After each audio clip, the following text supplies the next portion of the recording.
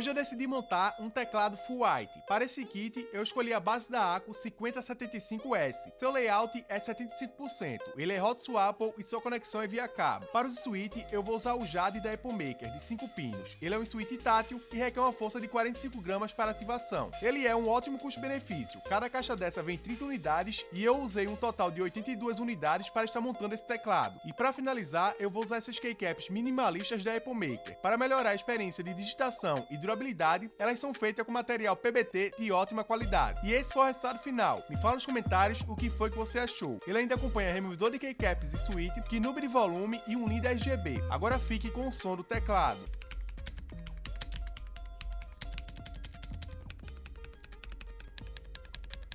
Se você gostou, link na bio, curte e segue pra mais.